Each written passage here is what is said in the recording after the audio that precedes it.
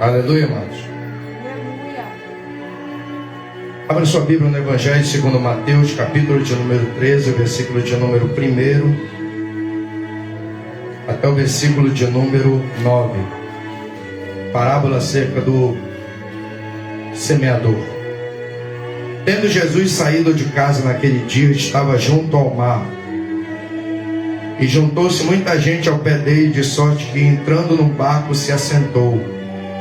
E toda a multidão estava em pé na praia. Falou-lhes de muitas coisas por parábola, dizendo: Eis que o semeador saiu a semear. E quando semeava uma parte da semente, uma parte da semente caiu ao pé do caminho. E vieram as aves e comeram-na. E outra parte caiu em pedregais, onde não havia terra bastante, e logo nasceu porque não tinha terra funda.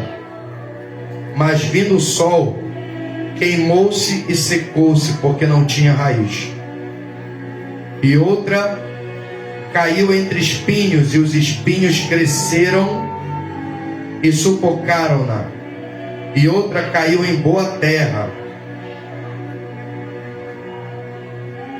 e deu fruto, um a 100, outro a 60 e outro a 30. Quem tem ouvidos para ouvir, ouça. Amém? Você pode tomar seu assento louvando a Deus. Aleluia. Parábola do semeador, capítulo 13 de Mateus, nos fala acerca da questão da receptividade da palavra de Deus. Então nós vemos que Jesus, aleluia, ele tinha uma forma diferente de ministrar a sua palavra. E conforme as profecias de Isaías, conforme nós lemos na palavra introdutória, Jesus ele usava parábolas para poder estimular e despertar o interesse dos ouvintes em relação à sua mensagem. Porque muitos ali não estavam pela palavra, muitos ali estavam seguindo a Jesus para obter vantagens e soluções de problemas temporários e terrenos. Coisas que Jesus poderia resolver através de uma cura, através de um milagre, através de uma direção, através de uma informação. E Jesus, quando ele começa a ministrar a palavra, é interessante que antes de fazer qualquer coisa, Jesus sempre priorizou o ministério de ensino, o ministério da palavra de Deus. Porque a prioridade de Jesus sempre foi a revelação da palavra. E Jesus ele começa o seu leque de parábolas falando sobre uma parábola famosíssima, conhecida como a parábola do semeador. E é interessante que nessa parábola Jesus ele começa falando sobre um semeador que sai a semear as suas sementes. E a palavra de Deus diz que ele sai espalhando a semente por alguns tipos de terreno. A Escritura diz que a semente, quando é lançada pelo semeador, uma parte da semente cai ao pé do caminho, outra parte cai entre os pedregais e outra parte cai num solo em que estava cercado de espinhos, e outra parte cai num solo fértil, ou seja, um solo que produz, que dá resultado, bom resultado. E nós percebemos, aleluia, quando nós lemos essa palavra, que o que faz a diferença aqui, a semente, ela é a mesma, porém é lançada em solos diferentes. E a Escritura diz que em todos os solos, exceto o pé do caminho, a semente ela consegue germinar. Só que ela reage de forma diferente de acordo com o solo em que ela é semeada. A primeira semente, a primeira parte de semente que cai ao pé do caminho, a Escritura diz que vem as aves do céu, come a semente, e a semente não chega, aleluia, a entrar no solo.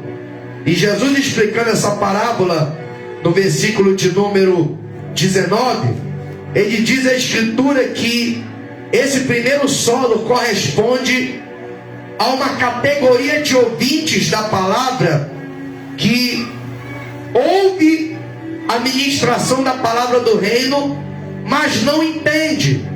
Isso quer dizer, não tem compreensão. Vê o maligno e arrebata o que foi semeado no seu coração.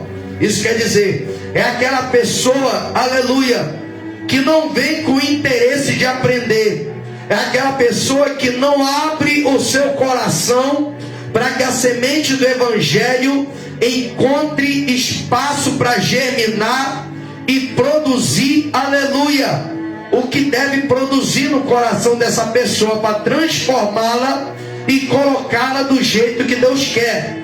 É aquela categoria de ouvinte que infelizmente, aleluia, endurece o seu coração para a mensagem, só vem em busca de autossatisfação, só vem em busca de alguma coisa que solucione os seus problemas terrenos. A palavra é ministrada, o ensino é ministrado, mas por não ter o devido interesse em aprender acerca do que está sendo ministrado, o que é semeado é facilmente extraído do coração dessa pessoa e ela volta para o mundo como se nada tivesse acontecido. Nós vemos que Jesus começa a tratar acerca da receptividade da palavra do reino. Nós percebemos que a semente ela não muda, ela é a mesma. O que muda é a qualidade, aleluia, do solo em que essa semente ela é semeada. Então entendemos que dependendo da qualidade do solo, aleluia, a semente ela brota, aleluia, e produz. Uns dá certo, outros não dá. Aí a gente se pergunta, será que o problema está na semente ou o problema está no terreno em que a semente foi semeada? Aleluia. Porque a palavra de Deus deixa bem claro, a semente é a palavra do reino. A palavra ela não falha, quem falha somos nós. Por isso que o evangelho só funciona na vida daquele que verdadeiramente abre o coração para que o evangelho possa transformar e tratar essa vida para que ela possa, aleluia, reagir conforme o propósito para o qual a mensagem foi enviada. A Escritura diz que a semente cai entre os pedregais. E Jesus ele ilustra esses pedregais como aquela pessoa que recebe alegremente a mensagem. É aquele tipo de pessoa que até se emociona, fica alegre. Ah, Deus tocou no meu coração, Deus falou comigo de forma poderosa, Deus, aleluia, tocou fundo na minha alma. Mas a palavra de Deus diz que esse tipo de pessoa que age por emoção, na maioria das vezes, ela não tem raiz profunda. A sua raiz, ela é de curta duração. É aquela pessoa que age por emoção, até se emociona, chora, aleluia, reconhece que Deus falou, mas ela não abre totalmente o coração para que a palavra de Deus venha estruturá-la, para que ela possa, aleluia, ser aperfeiçoada e tratada devidamente pela palavra de Deus. Porque o que é que acontece? Esses pedregais, Jesus, ele simboliza, aleluia, simbolicamente representa as angústias e as aflições que se seguem após a receptividade da palavra. Porque Jesus Cristo, ele deixou bem claro, aleluia, que a palavra de Deus, ela divide opiniões. Quando você toma posicionamento diante de uma situação, Vai ter gente que vai ficar a nosso favor, concordando com aquilo que nós recebemos em relação à palavra de Deus, mas vai ter aquele que vai se recusar a aceitar a mensagem e vai resistir, aleluia, ao que Deus fez na nossa vida. É por isso que a palavra de Deus, ela nos ensina a sermos pessoas que sejamos precavidos em relação, aleluia, à obra que Jesus realiza no nosso coração. Porque quando Ele opera na nossa vida, automaticamente nós nos tornamos inimigos do sistema e amigos de Deus. E o que é que vai acontecer? Vai haver resistência, vai haver perseguição, vai ter gente que vai começar a provocar, vai ter gente que está dominado pelas trevas desse século, que vai começar a criticar, vai começar a falar mal, e vai se levantar as perseguições. Geralmente pedra na Escritura Sagrada está relacionado a algum tipo de angústia, algum tipo de aflição, algum tipo de perseguição infligida àquele que abraça a mensagem do Evangelho.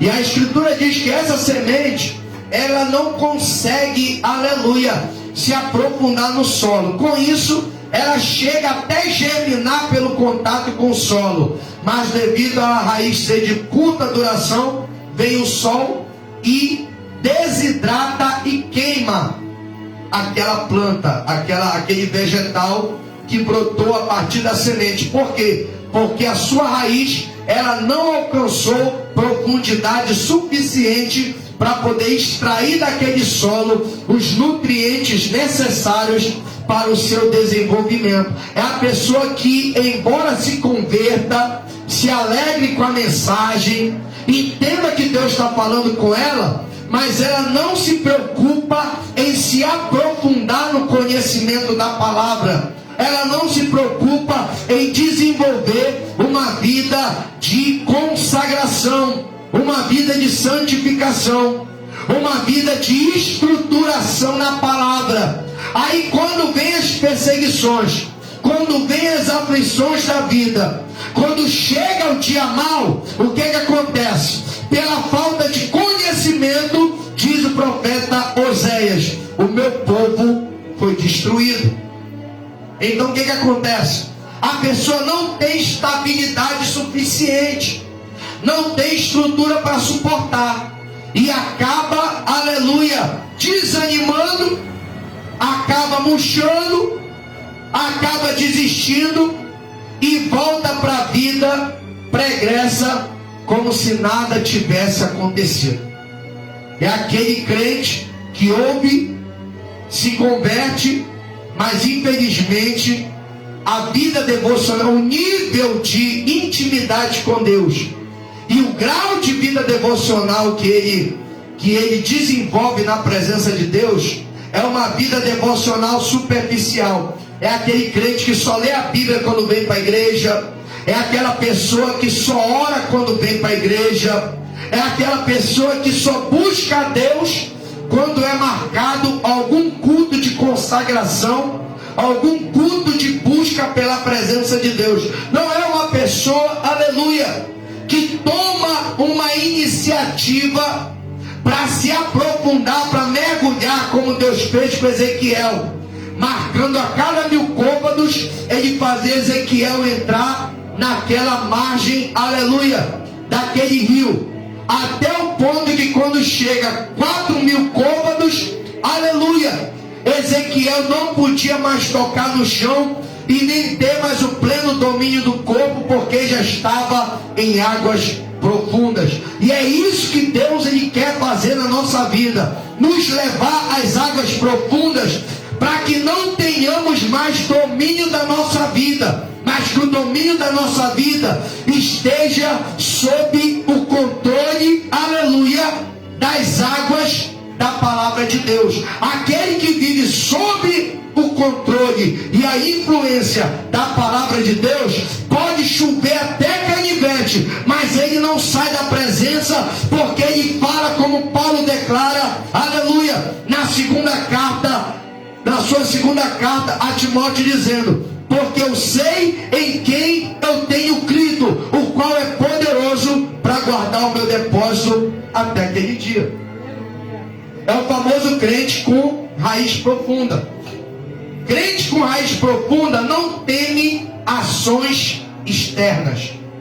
Crente que tem raiz profunda, a pessoa que tem raiz profunda na palavra de Deus, ele não teme a crise, ele não teme o problema, ele não teme a dificuldade, ele não teme a perseguição, porque ele conhece quem é o Deus que está no controle de todas as coisas. Agora o problema é quando a pessoa não se preocupa em se aprofundar em Deus.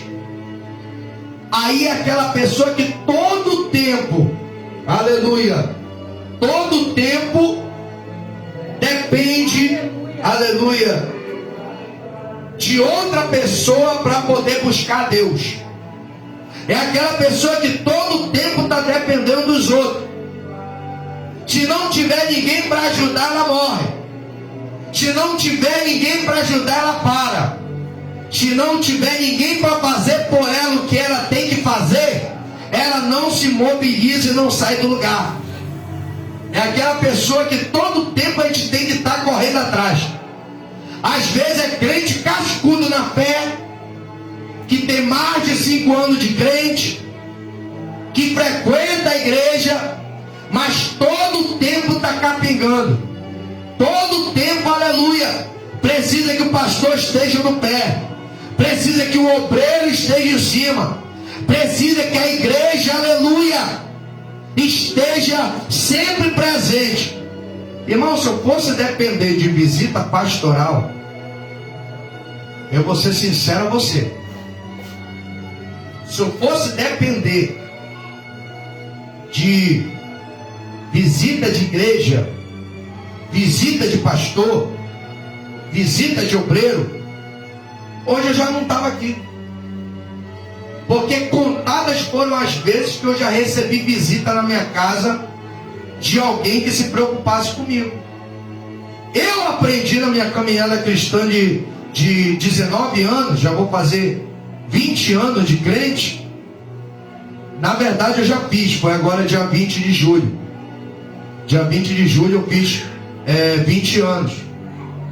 Nessa caminhada de 20 anos, aleluia, eu aprendi a desenvolver uma vida de independência. Porque tem certas situações que Deus até permite que pessoas se afastem de nós, para que nós possamos amadurecer na fé. Entender que se você não tomar uma posição, você não fizer por você, você não se levantar para fazer, a coisa não acontece. Tem gente que só faz se mandar. Tem gente que só faz, aleluia, se tiver pressão em cima. Se alguém se mobilizar para cobrar. Crente de curta duração, pessoa com raiz de curta duração, é assim. Enquanto o negócio está bom, ele está com Jesus. Quando o negócio começa a apertar, ele já acha que Deus abandonou.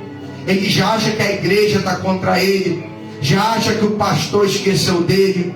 Já acha que os obreiros estão de cisma com ele. Não, irmão. A Escritura diz, o próprio Cristo, nas últimas instruções ao seu discípulo, diz: escrevo-vos isto para que em mim, e digo-vos isso para que em mim tenhais paz. No mundo tereis aflições, mas tende bom ânimo, eu venci o mundo. Jesus está falando aquilo que Deus falou para Elias.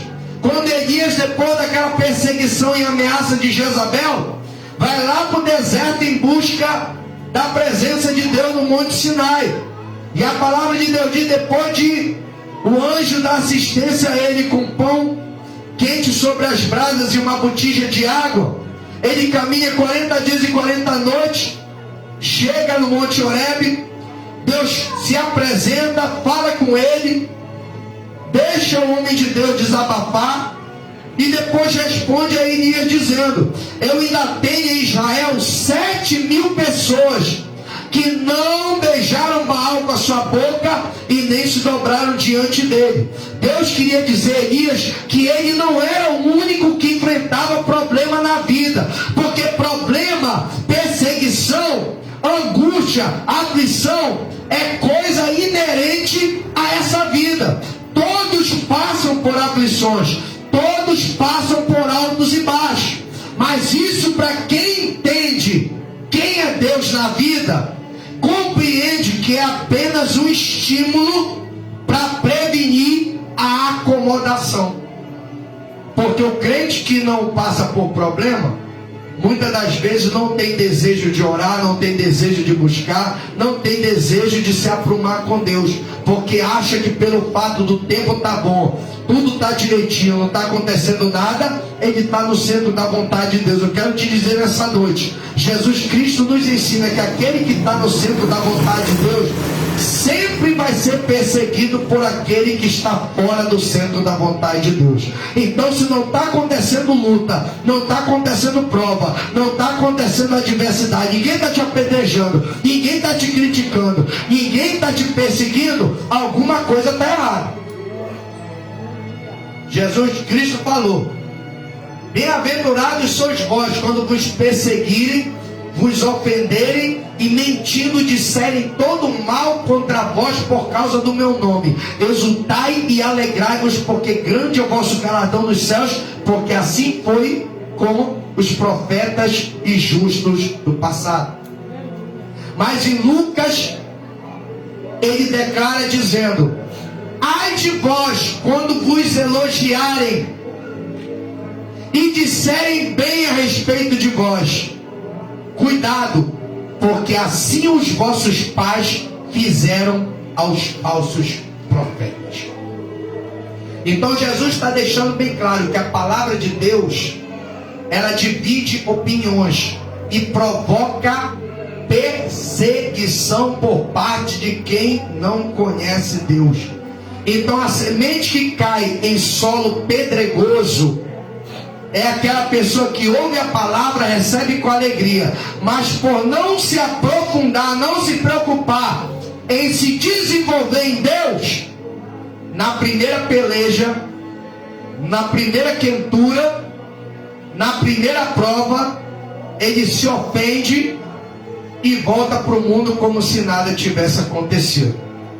É aquela pessoa que não tem firmeza em Deus, que não tem interesse em um relacionamento duradouro e profundo na presença de Deus. Mas a Escritura também vai dizer que a semente cai em outro solo. E esse solo, a Escritura diz que ele é cercado de espinhos. A semente cai até brota, mas a Escritura diz que à medida que a semente germina, brota e se desenvolve, a planta começa a ser sufocada pelos espinhos daquele solo. Aí Jesus nos dá a interpretação. Isso daí é aquela pessoa que ouve a palavra, aleluia, mas devido aos cuidados deste mundo e a sedução das riquezas, sufocam a palavra e fica infrutífera.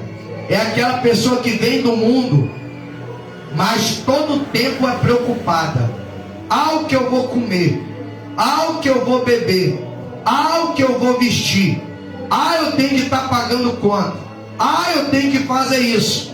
É que nem Marta, Jesus dentro da casa dela, ensinando a palavra do reino, Marta fadigada com várias coisas, e vai para cá e vai para lá, fazendo 1001 coisas ao mesmo tempo. Enquanto isso, Maria, aproveitando a ocasião, a visita de Jesus, que não era todo dia que Jesus estava na casa delas, ele visita naquele dia, ela aproveita a oportunidade, senta aos pés de Cristo e atentamente ouve e aprende os ensinamentos de Jesus.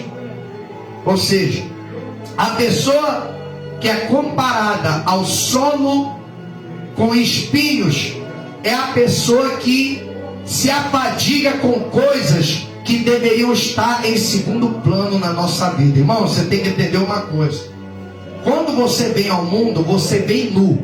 E quando você sai do mundo, você sai da mesma forma. Você não traz nada para esse mundo e dele também não vai levar nada, pelo menos físico. Mas o que você vai levar daqui é tudo que você aprendeu e todas as experiências que você viveu nessa terra. Então não adianta eu ficar preocupado em acumular bens, acumular riqueza, acumular diploma, acumular uma série de coisas que não vai servir de nada lá do outro lado, irmão. É um povo que nunca tem tempo para Deus. Tem tempo para trabalho, tem tempo para passeio, tem tempo para outros interesses, mas quando chega na hora de Deus, Deus sempre fica em segundo plano. É aquele que fica sufocado pelos cuidados desse mundo e pela sedução das riquezas. É aquele que vem para Jesus, mas não quer perder a fama, não quer perder os amigos, porque ser amigo de Deus implica você se tornar inimigo de quem não é amigo de Deus. Então você vai ter perda, você vai ter baixa, você vai ter saldo negativo vindo para Deus, porque quem não gosta de Deus não vai ficar com você. Então, se você é preso pelas coisas deste mundo, riqueza, patrimônio, fama, glória, popularidade, infelizmente você pode até aceitar Jesus, mas não vai passar disso, porque a Escritura diz que os espinhos dessa vida, que são as preocupações deste mundo e a fascinação das riquezas, vai sufocar e a palavra de Deus vai ficar improdutiva. A pessoa não vai ter desenvolvimento, vai ficar atrofiada. Vai ficar atrofiada. Até fala que é de Deus, até fala que aceitou, mas infelizmente não vai ter fruto, não vai poder desenvolver fruto. A pessoa vai procurar, mas cadê? O que é que prova que você mudou? O fato de você pertencer a uma denominação? O fato de você se uniformizar de acordo com uma denominação? O fato de você fazer parte de uma igreja local é o que comprova que você mudou? Quando a palavra de Deus diz que o que comprova que nós mudamos são as obras que praticamos, são os frutos que nós produzimos. Então, se ficarmos envolvidos com esse negócio de fama, de glória, de atenção, de holofote, e ficar preocupado em acumular bens nessa vida, aleluia, porque Paulo deixa bem claro que o importante é que você se contente com o que você tem, porque quem se preocupa com esse tipo de coisa, quanto mais tem, mais quer, e nunca fica satisfeito, sempre falta alguma coisa, nunca vai produzir fruto digno de arrependimento e chegar no alto padrão que Deus exige para um relacionamento permanente e duradouro na presença de Deus. Aleluia. É o que acontece na vida de muita gente aí. Está atrás de patrimônio, está atrás de estabilidade econômica e fica por aí. Aí depois, quando passa o tempo, envelhece, quando chega o tempo de aproveitar tudo que granjeou do mundo, adoece e morre e fica para quem fica aí. É o que acontece com essas pessoas. Vive para o trabalho. Vive para o trabalho. E no final das contas, o que é que acontece? Perde até salvação por causa do trabalho. Eu não sempre disse para Deus, eu não vivo para trabalho, eu trabalho para viver. Eu trabalho para viver. Viver para trabalho eu não vivo. Porque eu tenho outras coisas para fazer e o meu tempo, e a minha vida, ela tem um cronômetro. E eu tenho um tempo de vida para resolver as coisas que eu tenho que fazer na terra. Deus não me colocou na terra para viver uma vida sem propósito. Tem muita gente que só vive para pagar conta, só vive para comer, Não, a vida não é isso. A Escritura diz que a vida é muito mais do que isso. Jesus não nos chamou para isso. Nos chamou para vivermos uma vida plena na sua presença. Experiências sobrenaturais. Coisas que o olho não viu, o ouvido não ouviu e não subiu ao coração do homem. É o que Deus tem para nós.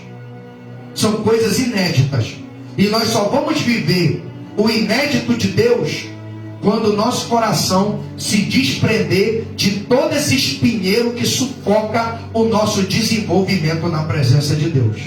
Parar de se preocupar com coisas secundárias e nos preocuparmos com o principal que Jesus recomenda lá em Mateus 6:31. Mas primeiramente buscai o reino de Deus, a sua justiça. Então todas essas coisas vos serão acrescentadas. Deus vai te dar na quantidade e na capacidade que você precisa. Deus nunca vai te dar faltando. Ele vai te dar sempre o suficiente para você cumprir o teu propósito sobre a terra. E por fim, a quarta e última pessoa é representada no solo fértil, que não tinha nenhum tipo de bloqueio, não tinha pedra, não tinha espinho, não tinha asfalto, não tinha nada. Era uma terra boa para plantio. Era tão boa que quando a semente toca, a terra automaticamente absorve e a semente começa a se desenvolver. E a palavra de Deus diz que ela se torna uma grande árvore frutífera que dá o seu fruto a 100, a 60 e a 30. Ela tem um desenvolvimento e uma multiplicação.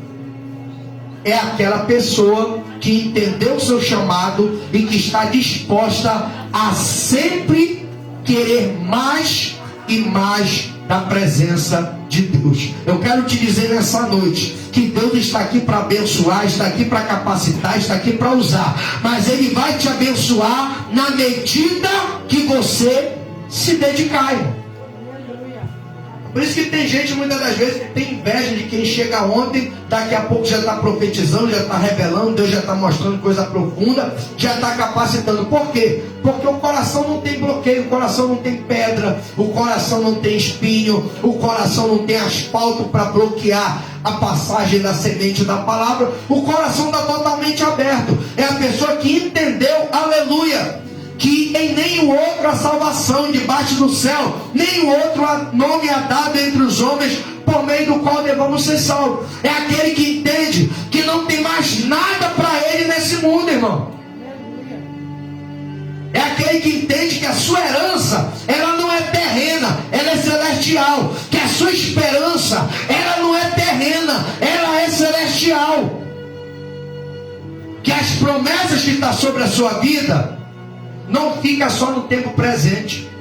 Ela nos transporta para o porvir, o que vai depois da vida. É o que Deus tem para nós. Aqui é só uma passagem. Tem gente que está se preparando para ficar. E Jesus está a todo momento bradando pelos seus mensageiros que nós temos que nos preparar para o que está vindo por aí. Porque nós fomos chamados para a vida eterna e não para a vida temporária que nós estamos vivendo aqui. Aqui é só um trânsito, irmão. É só um meio tempo. Depois que o nosso tempo acabar aqui, a nossa eternidade vai começar. Aí fica a pergunta: quando o tempo da eternidade começar, aonde é que eu vou me encontrar? No paraíso, na Nova Jerusalém, ou no Hades, sofrendo para sempre e sempre e sempre longe de Deus? Fica essa pergunta.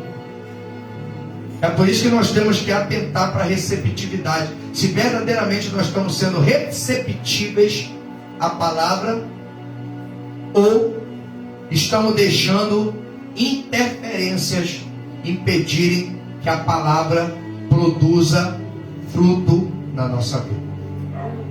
Por isso Jesus, ele cita aqui quando os discípulos perguntam: por que tu falas por parábolas? No versículo 10, Jesus responde: porque a vós que tendes interesse, a vós vos é dado conhecer os mistérios de Deus, a eles não, porque eles ouvem de mau grado. e cumpre-se neles o que Isaías falou: esse povo que se aproxima de mim, me honra com seus lábios, mas o seu coração está longe de mim, e o seu temor para comigo consiste só em mandamento de homens. Ou seja, são pessoas que até ouvem a palavra, mas o interesse é outro. Então esse tipo de gente não vai fluir na presença de Deus, não vai permanecer. Mas aquele que deixa a palavra conduzir, deixa a palavra influenciar, deixa a palavra, aleluia, frutificar no seu coração, esse sim consegue se desenvolver na presença de Deus.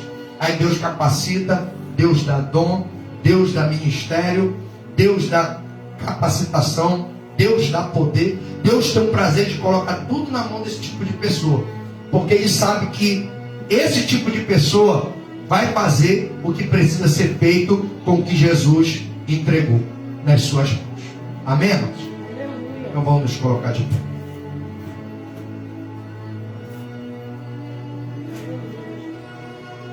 O teu crescimento vai depender da tua receptividade em relação à palavra.